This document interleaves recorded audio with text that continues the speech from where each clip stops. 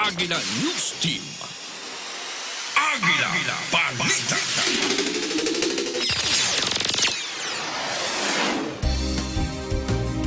Magandang tanghali Pilipinas, ngayon ay Martes, Pebrero 4, 2020. Ito ang Agila Balita.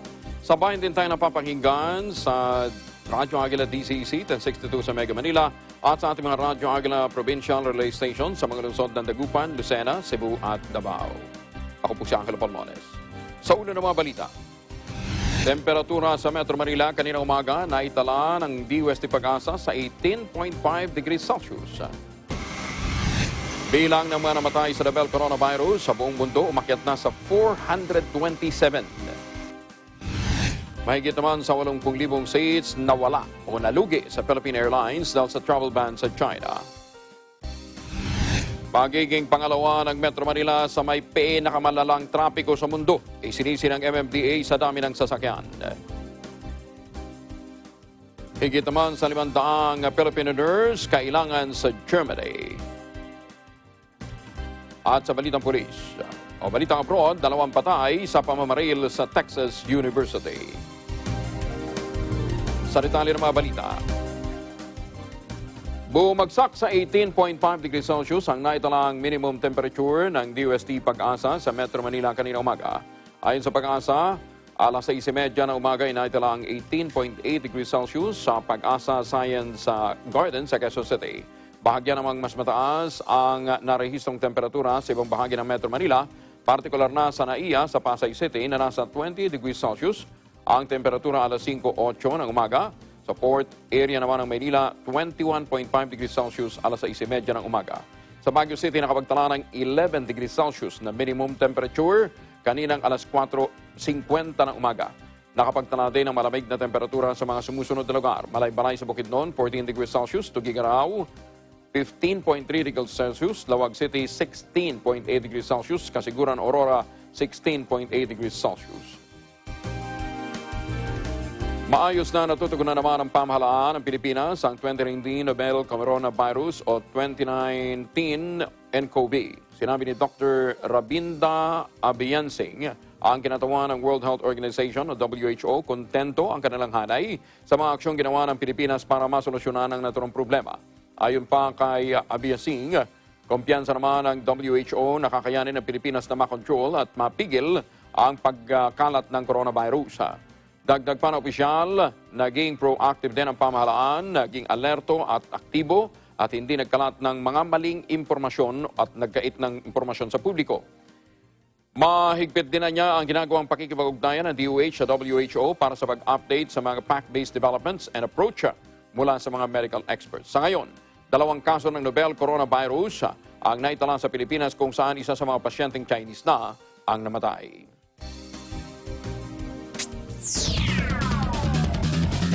Bilang naman ang kaso ng nCoV, pumalo na sa mahigit 20,000. Mga namatay, umabot na ng 427 ayon sa World Health Organization. Detalye man kay Eagle News reporter Mean Corbera. Umaabot na ngayon sa 20,438 ang kaso ng nakamamatay na novel coronavirus sa buong mundo, kung saan mahigit 2,000 rito ay nasa malalang kondisyon. Sa pagdinig ng Senate Committee on Health, sinabi ni Dr. Rabindra Abiyansing, OIC Country Representative ng World Health Organization, na hanggang kaninang umaga na itala na sa 427 ang namatay sa mga tinamaan ng virus. 33 bansa naman ang may kumpirmadong may kaso na ng nCoV kasama na ang Pilipinas. Ayon kay Dr. Rabin, nakakabahala dahil mabilis na kumakalat ang sakit sa iba pang mga bansa. Katunayan sa kanilang pagsusuri, 2 araw matapos itong makumpirma sa China, na ideklara rin ang unang kaso ng nCoV sa Thailand. Gayunman, mabilis rin niya itong naaksyonan matapos matukoy ng mga health officials na nCoV ang dahilan ng sakit, hindi tulad noong 2017 na tumagal ng 1 buwan bago natukoy ang SARS. Pinakalma ng WHO ang publiko at tiniyak na pwede pa itong makontrol gaya ng SARS at MERS-CoV. Pinakamabisa pa rin anyang panlaban ang regular na paghuhugas ng kamay at paggamit ng hand sanitizer at alcohol. Hindi naman pinapayo ng WHO ang pagsusuot ng mask ng general public. Hindi anya sapat ang face mask at importante pa rin ang malinis na mga kamay. Hindi rin anya dapat mabahala ang mamamayan ng Pilipinas dahil ang Pilipinas ay isa sa mga bansang miyembro ng WHO na nakikiisa sa kampanya para mapaigting ang pangalaga sa kalusugan. Para sa Eagle News, may Ann Corvera, IM1 with 25. Makakatatanggap ng 10,000 piso ang mga overseas Filipino worker na maapektuhan ang pinatutupad na travel ban ng pamahalaan. Ito ay matapos na pag-utos ng Pangulong Rodrigo Duterte ang pansamantalang travel ban sa China, Hong Kong at Macau kung saan tanging mga Pilipino lamang at mga dayuhang may permanent resident visa ang papayagang makapasok ng bansa. Kasabay nito, hindi na rin maaaring pumunta sa mga naturang lugar ang mga Pilipino. Sinabi ni Labor Undersecretary Renato Ebarle, ipinag-utos na Labor Secretary Silvestre Bello III ang pagbibigay ng 10,000 pisong cash assistance para sa mga OFW na maapektuhan ng travel ban. Kahapon at 3 ng Pebrero, napaulat na ilang OFW na patungo sana ng Hong Kong at Macau ang na-stranded sa paliparan. Sinabi ni Ebarle na malaking tulong ang naturang ayuda para makabawas sa pasanin ng mga papaalis dapat na mga OFW. Maaaring may refund ng mga pasahero ng Philippine Airlines ang kanilang ticket ng buo at walang ipapataw na service pay. Ito ay isa sa mga opsyon na binigay ng PAL sa kanilang mga pasaherong inabutan ng travel ban sa China, Hong Kong at Macau dahil naman sa nCoV outbreak. Maliban dito, sinabi ng spokesperson ng PAL na si Cielo Villaluna, sa mga nais namang magparebook ng kanilang flights, dapat antayin munang malift ang ipinatutupad na travel ban para makapili ng alternatibong flights. Ang flights cancellation ay epektibo lamang hanggang Pebrero 29. Pero kung kinakailangang extend pa ito, susunod sila sa direktiba ng gobyerno. Aminado si Villaluna na malaki ang epekto ng travel ban sa revenue ng PAL, pero kailangan na nilang magsakripisyo para sa kaligtasan ng lahat. Ang PAL ay merong 69 na flights sa China. Sa isang linggo, katumbas ito ng higit sa 80,000 seats. This is a sacrifice that we have to carry out in the interest of promoting the health and welfare of the country. This is a move that we have to undertake in support of the government's initiative. So sumusuporta po tayo sa laban sa coronavirus para makontain at wag nang lumala ang sitwasyon. Ito ay malaking sakripisyo sa industriya, sa aming negosyo, but I'm sure makaka-recover po tayo in time.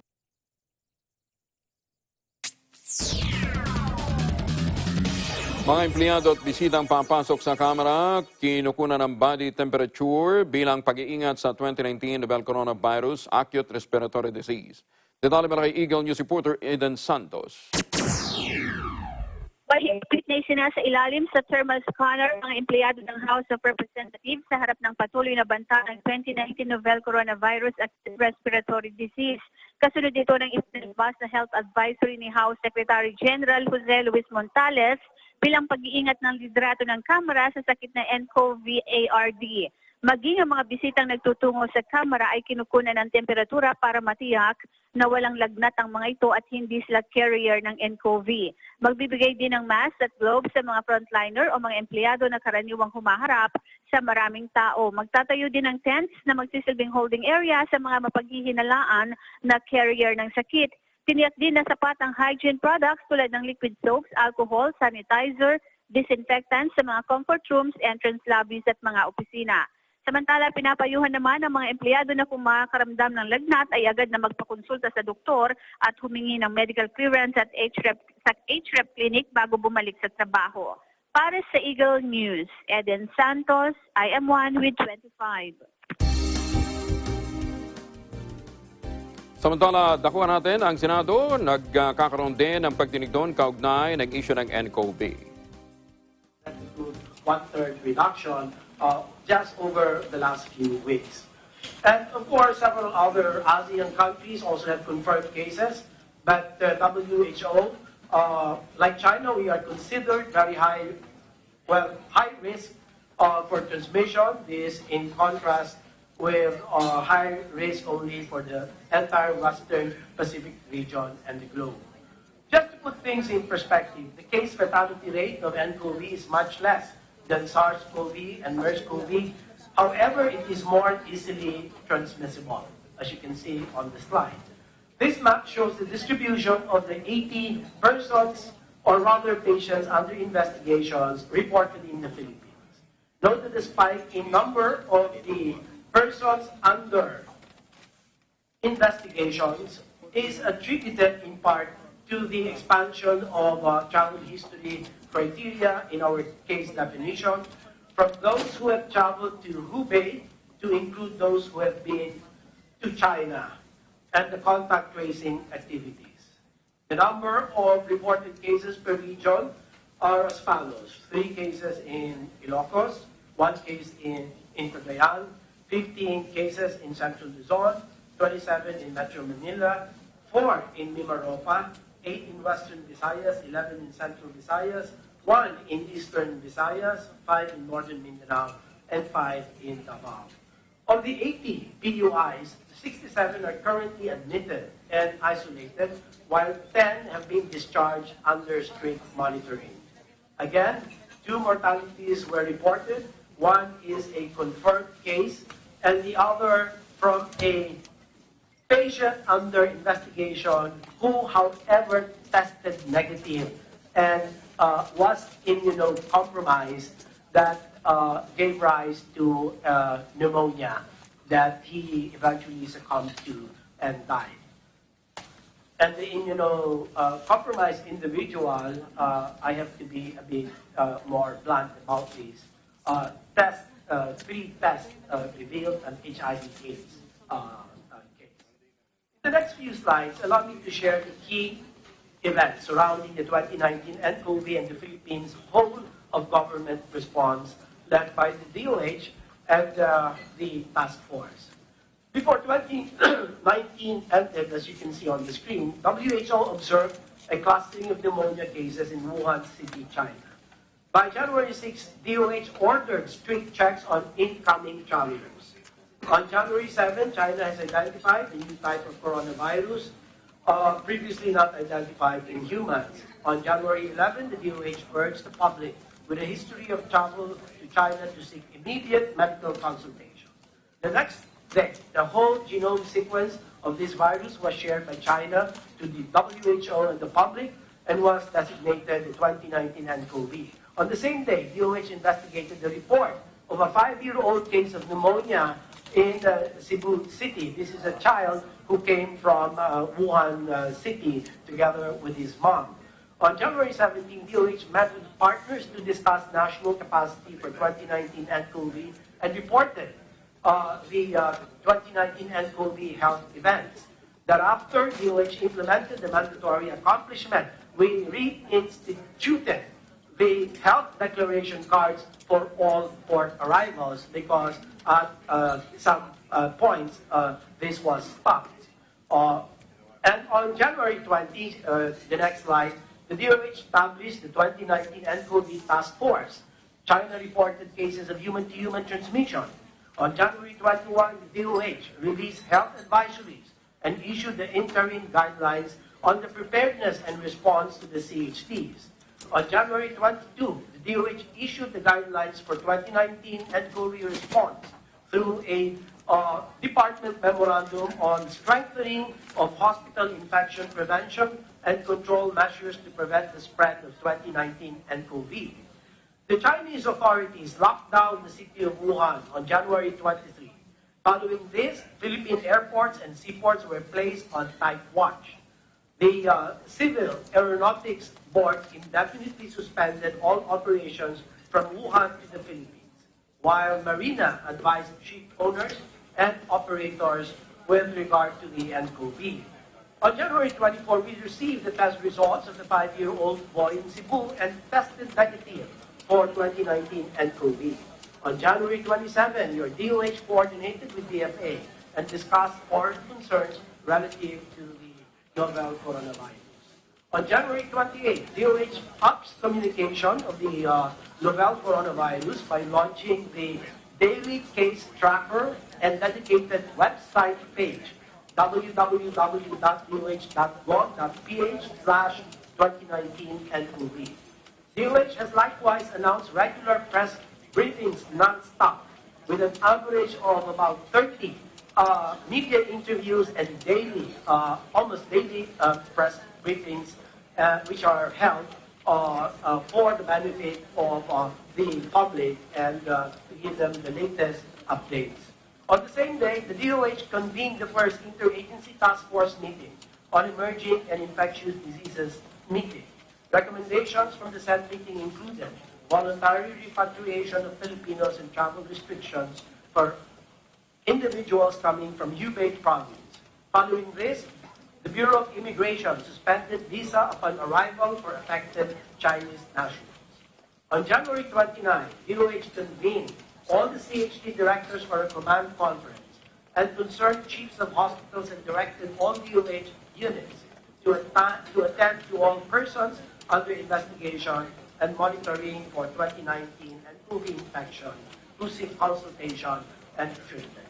On January 30, the DOH confirmed the first 2019 nCoV acute respiratory disease case in the Philippines and initiated contact tracing. LTFRB directed all drivers and conductors of public utility vehicles to wear face masks while on duty.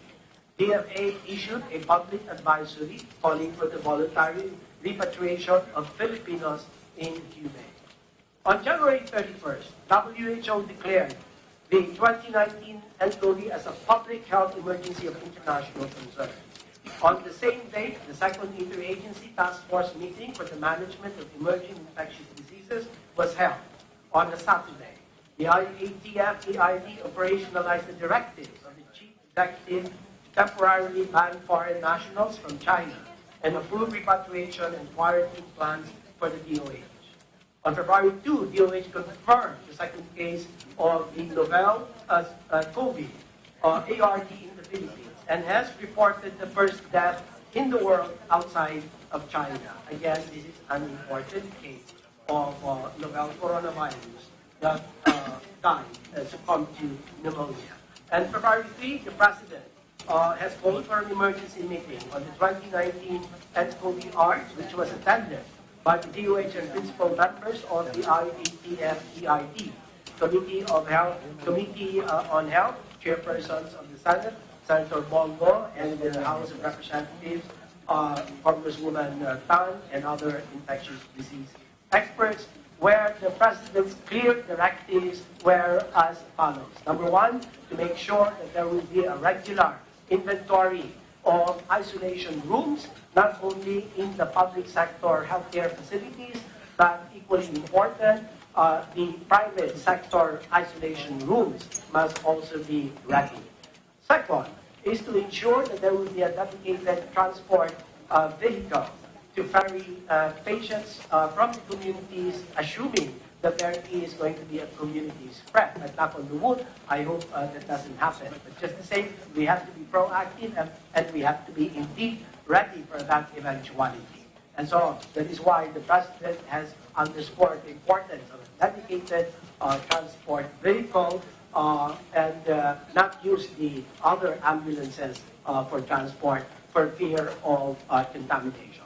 And of course, there has been also highlighting by the President of scaling up the diagnostic capacities, not only of the Research Institute of Tropical Medicine, but last night we have come to an agreement that all the laboratories of our tertiary private hospitals will very quickly be accredited based on stringent standards for the testing of the novel coronavirus.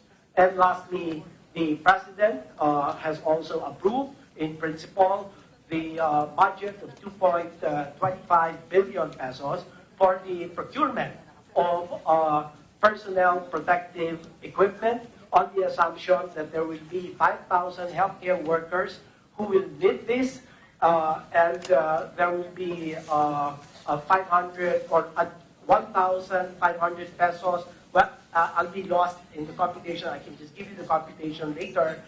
This is going to be on the assumption that this will last for 90 days or 3 months, and they're multiplied by 3 shifts because the care will have to be round the clock, cannot be just for 8 hours. And the total amount would be 2.25 billion plus, of course, 10 million pesos worth of surgical masks. And allow me to just backtrack a little with regard to the the PPE. The PPEs will include the headgear, the goggles, the N95 mask, the gloves, the apron, the gowns, which is costed at about 1,500 pesos per set. On the same day, the President reassured the public with transparency that the Philippine government is capable indeed of addressing the 2019 nCoV situation. And this is not the first time, Your Honors, we have been besieged by the similar coronavirus of 2002 and 2003, and as well as the MERS-CoV in 2014 and 2015. So we've done this before, but it is very important that we should be able to heighten all the interventions needed to respond, to mount an effective response to these evolving or emerging infectious disease. And what the challenges are that are observed with this particular novel coronavirus is this particular virus can be notorious for its ability to mutate. And to what extent this virus is going to mutate, nobody knows for sure. And that is why we have to be extra careful, and we ought to be ready at all times. And finally, I'd like to just highlight the protection interventions or measures that the DOH has been doing. Even with the confirmation of the first and second cases and PHEIC declaration or global health emergency, our advice to the public remains. Practice frequent hand washing, avoid unprotected contact with farm or wild animals, practice proper cough etiquette, maintain distance of no less than 1 meter, and cover coughs and sneezes with a tissue or the crook of your elbow. Avoid close contact with people showing cold or flu-like symptoms, and ensure that food is well cooked. Travelers with symptoms of respiratory illness, either during or after travel, are urged to seek medical attention immediately. All health facilities are to enhance standard infection prevention and control practices, especially in our emergency triage departments. And we must always be ready, as I have underscored. We sincerely hope that the Senate can help the DOH disseminate accurate information better and support us in our request for a supplemental budget. This is the end of my presentation, and again, pleasant day to one and all. Thank you, Secretary Duque.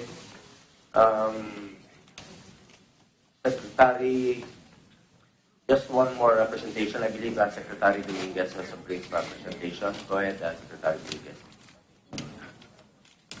Senate President Vicente Soto, Senator Christopher Bongo, Chairman of Babalikan natin ang pagdinig na nangyayari sa Senado. Tiniyak naman ng Department of Foreign Affairs na ililikas nila ang mga overseas Filipino worker na nais nang bumalik ng bansa anumang araw ngayong linggo. Ayon kay Foreign Affairs Undersecretary Ernesto Abella, nasa 42 OFW mula sa Hubei Province ang nagpaabot na ng pagnanais na makabalik ng Pilipinas. Sinabi ni Abella, handa silang i-repatriate ang mga ito. Ngunit ihandala lamang ng DFA ang mga precautionary measure para maikasa ang repatriation. Una rito nagpatupad na ng lockdown ng China sa Wuhan City, ang episentro ng novel coronavirus acute respiratory disease o nCoV ARD. Sa ngayon, hinihikayat ni Abella ang lahat ng OFW sa China na nagnanais na umuwi ng Pilipinas o mangangailangan ng naman tulong dahil sa nCoV ARD outbreak na agad na makipag-ugnayan sa kanilang tanggapan. Isang cruise ship na may lulang 3,500 na pasahero at crew ang isinailalim naman sa quarantine sa Japan. Ito ay makaraang magpositibo sa novel coronavirus ang isang 80 anyos na pasahero galing Hong Kong. Pinasok ng mga quarantine officer ang Diamond Princess cruise ship sa Yokohama Port para magsagawa ng pagsusuri sa 2,500 mga pasahero at 1,000 crew members nito. Ayon sa Japan top government spokesman na si Yoshihide Suga, mananatiling naka-quarantine ang barko sa Yokohama Bay. Ang mga pasahero ay pinapanatili sa loob ng kanilang kwarto at hindi pinapayagang makababa. Lahat sila susuriin muna para masigurong negatibo sila sa virus. Pansamantalang isinarin ang 14 na sangay ng Jollibee sa China. Ang nabanggit mga branch ay pawang na sa Hubei, ang Central Province ng China. Ang shutdown sa 14 na store ng Jollibee ay bahagi ng ipinatutupad na hakbang ng gobyerno doon para maiwasan ang paglaganap ng novel coronavirus.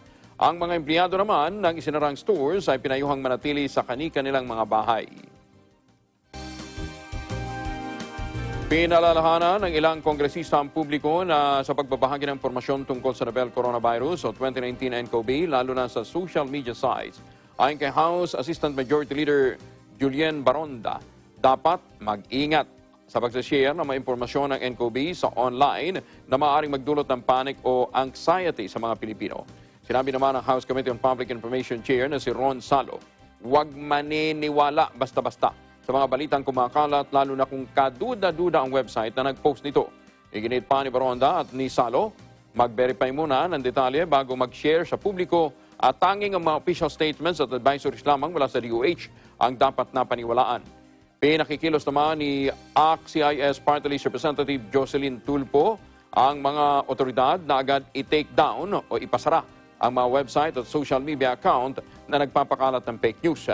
Ito matapos na kumpirmahin ng Department of Health ang ikalawang kaso ng nCoV sa isang 44 na tanggulang na Chinese na lalaki na namatay noong February 1. Isinailalim na sa state of preparedness ang Cebu kontra 2019 novel coronavirus acute respiratory disease sa pulong ni na Governor Gwendolyn Garcia ng Cebu. Department of Health Central Visayas at iba pang mga opisyal na lokal na pamahalaan na bumubuo ng Provincial Board na pagdesisyon ng isa-ilalim sa State of Preparedness ang lalawigan para magamit ang kanilang disaster fund kontra novel coronavirus. Ang lalawigan ay may kabuang pondo na 220.4 million pesos para sa disaster mitigation para sa 2020 kung saan 30% ay Quick Response Fund na ginagamit naman sa deklarasyon ng State of Calamity at 70% ang nakalaan para sa preparedness, prevention, and rehabilitation. Isinailalim sa heightened alert ang Bangsamoro Autonomous Region in Muslim Mindanao o BARM sa gitna ng banta ng novel coronavirus o nCoV.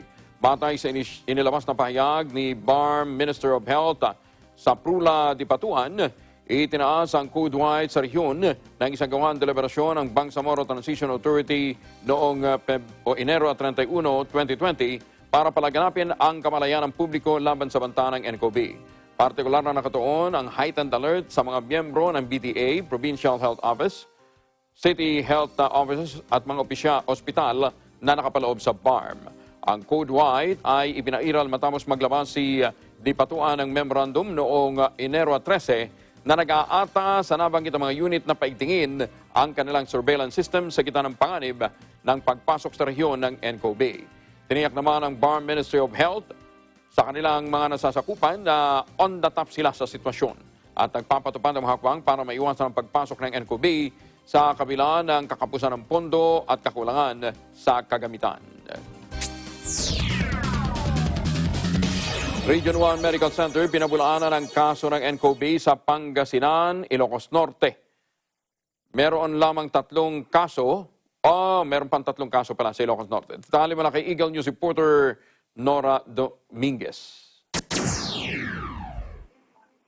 Pinabulaanan ng Region 1 Medical Center na mayroon ng kaso ng novel coronavirus sa lalawigan ng Pangasinan. Ayon kay Dr. Roland Mejia, Director ng Region 1 Medical Center, DOH Sentinel Hospital sa buong Region 1, nananatiling nCoV-free ang lalawigan ng Pangasinan at walang katotohanan ang kumakalat sa social media na mayroon ng mga nakaratay sa nasabing hospital positibo sa nabanggit na sakit.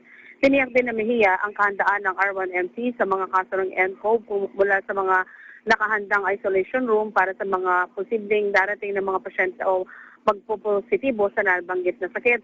Sinabi ng doktor ng R1MC director na mayroon ng 3 kaso ng nCoV sa Ilocos Norte, ngunit ito ay hindi nakaratay sa Region 1 Medical Center. Pinayuhan naman ng publiko na huwag magpanik at maging kalmado at kailangan labang napalakasin ang resistensya at manatiling panatilihan ng pamalagiang paglilinis ng kamay upang at umiwas sa mga may sipon at tubo upang makaiwas sa nabanggit na sakit. Mula sa Pangasinan, Northern Indians, M125. Hinikayat ni House Speaker Alan Peter Cayetano ng Department of Health na makipagtulungan sa local government units o mga LGU, gayon din sa mga kongresista para sa pamamahagi ng impormasyon patungkol sa novel coronavirus o nCoV. Ang kay Cayetano, sa ganitong paraan ay makatutulong ang mga LGU at mga kongresista sa pagpapakalat sa publiko ng tamang impormasyon na madaling maintindihan para maiwasan ang kalituhan at pagpanik ng taong bayan. Iginiit pa nito na bagamat merong social media na makatutulong sa pamamahagi ng impormasyon, minsan naman nagkakaroon ng kalituhan dahil hindi ito beripikado at hindi rin mula sa mga otoridad.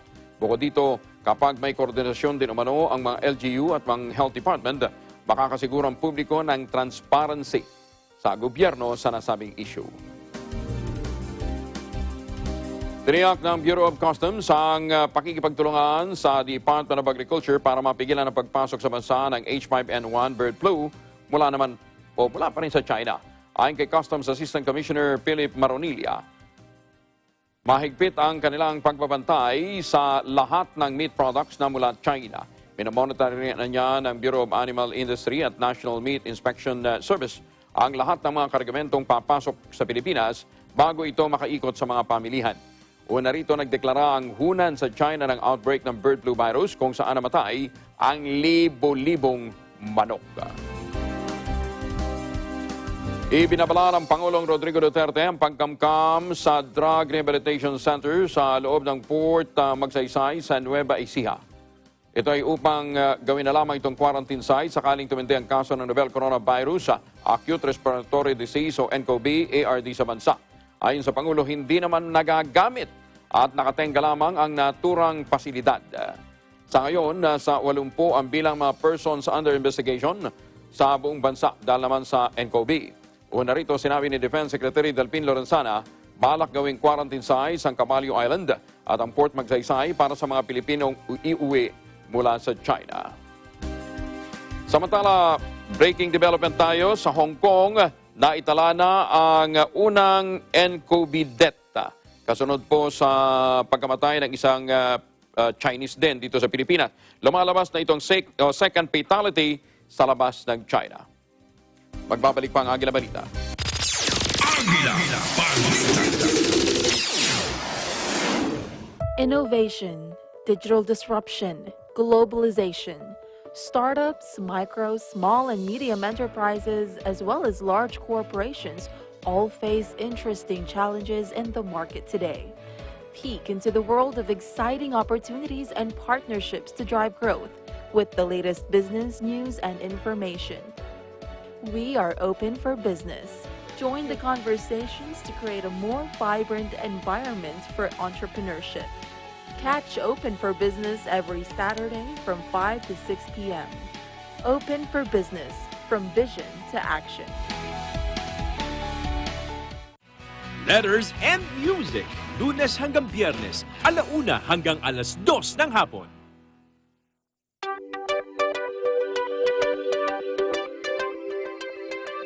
Net25 is now available on OSN, the largest entertainment network in the Middle East and North Africa.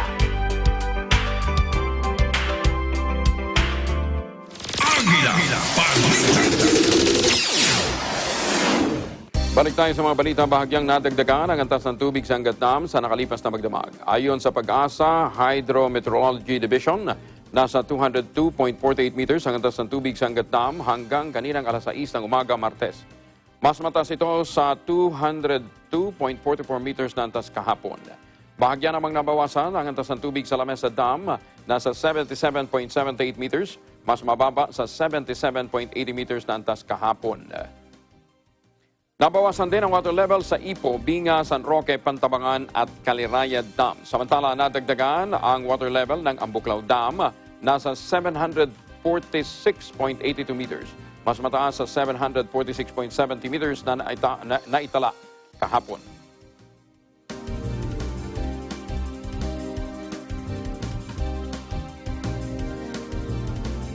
Ibinabala ng Maynila Water Services na posibleng makaranas pa rin ang mga consumer ng rotational water interruption matapos na bumaba ang level ng tubig sa Ipo Dam. Ito matapos na maitala ang 100.3 meters na water level ng Ipo Dam na merong 101 meters normal high water level. Ayon sa Maynila, dahil sa pagbaba ng tubig sa Ipo Dam, nagpapatupad na sila ng water service interruption sa ilang lugar na sinusuplayan ng tubig. Ang Ipo Dam ay nagbibigay ng dagdag na supply ng tubig bukod pa sa Angat Dam na pangunahing pinagkukunan ng supply ng tubig. Dahil dito pinapayuhan ng Maynila ang publiko mag-imbak, magtipid ng tubig, lalo na't papalapit na ang panahon ng tag-init. At dahil na rin sa gitna ng panganib ng coronavirus kung saan kinakailangan palagi ang maghuhugas ng kamay.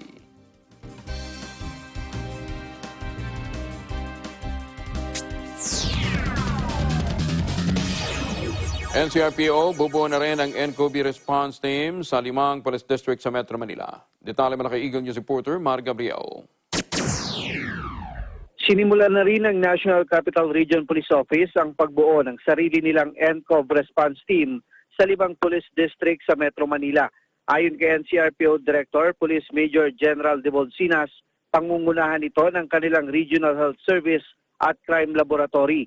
Bawat team ay i-issuehan ng protective gear gaya ng suot ng CBRNE team sa Campo Crame.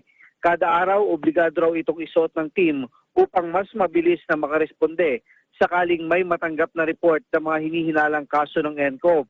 Sa harap nito, binuksan na rin ng NCRPO ang kanilang nCoV hotline.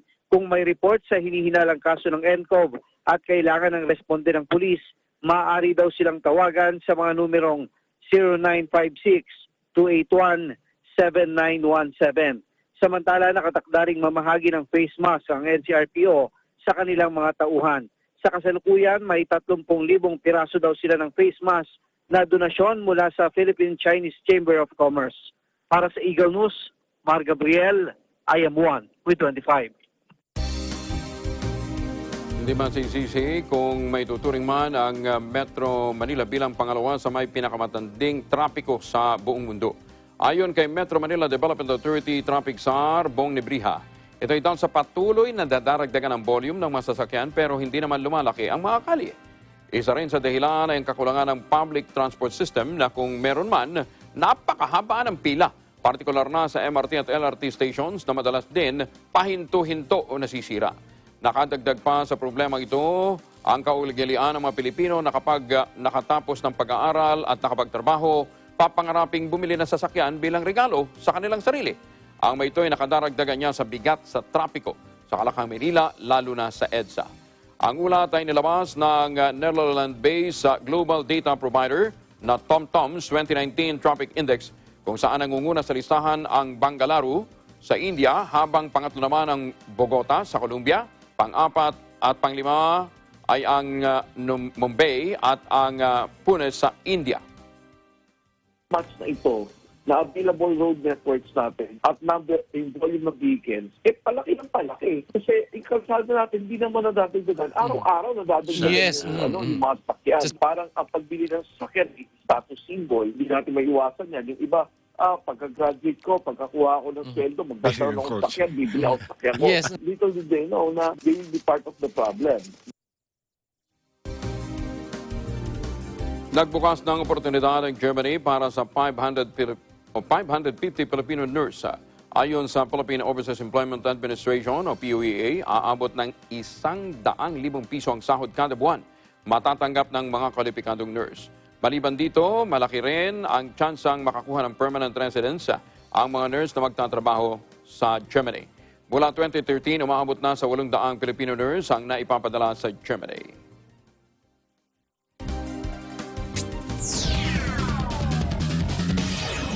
DPWH giniit na mataas ang kalidad ng mga bakal na ginamit sa Skyway Project.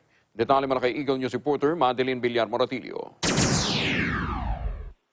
Tiniyak ng Department of Public Works and Highways at pamunuan ng Skyway na mataas ang kalidad ng mga ginagamit na bakal sa itinatayong Skyway Stage 3 project. Ayon kay Engineer Alex Bote, Service Director ng DPWH Public-Private Partnership, Galing sa France ang mga malalaking bakal na nagsisilbing pundasyon at koneksyon ng Skyway. Masusi rin anyang dumaraan sa inspeksyon ng mga inhinyero ng kagawaran ang konstruksyon nito kaya nakatitiyak sila sa integridad ng proyekto. Ang malawaring debote ay sa gitna na rin ng mga aligasyon na substandard umano ang mga materyales ng Skyway project kaya bumigay ng mainitan na apoy kasunod na rin ng malaking sunog na nangyari sa Paco sa Maynila nitong Sabado. Ayon kay Bote, sadyang napakatindi ng init na galing sa sunog na umabot sa Task Force Bravo kaya hindi na anya kinaya ng mga bakal. Tinitiyak naman na opisyal na puspusan ang magiging pagkumpuni sa proyekto na back to zero anya ang pagsasaayos sa naapektuhang bahagi. Maaari anyang hanggang Disyembre ngayong taon matapos na ang Skyway upang mabuksan din sa mga motorista. Para sa Eagle News, Madeline Villar Morotillo, I'm 1 with 25. Ilang daang beses sinubukang i-hack nang hindi pa natutukoy na hacker ang National Grid Corporation of the Philippines. Inamin ito ng NGCP Chief Executive Officer na si Anthony Almeda sa pagdinig ng Senate Energy Committee hinggil sa pagtanggi ng NGCP na sumailalim sa full audit. Sa naturang pagdinig, sinabi ni Almeda, ang cyber attack na kanilang naranasan ay galing sa labas ng bansa. Dahil sa naturang insidente, sinabi naman ni Senator Sherwin Gatchalian, ang chairman ng komite, mas lalo pang dapat na sumailalim sa full audit ang NGCP. Binigyan din pa ni Gatchalian na dapat malaman ng pamahalaan ang anumang mga insidente na may posibleng banta sa seguridad.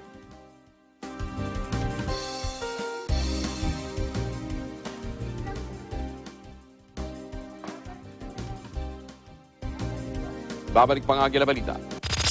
Agila Balita.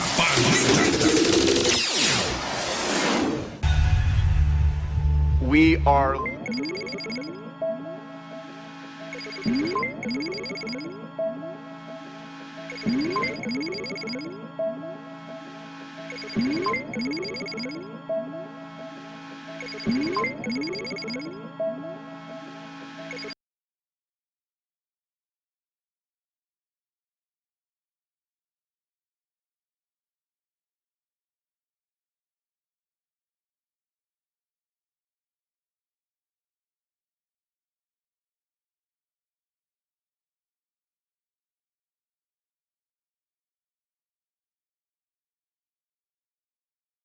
pinawalang bisa ang VFA.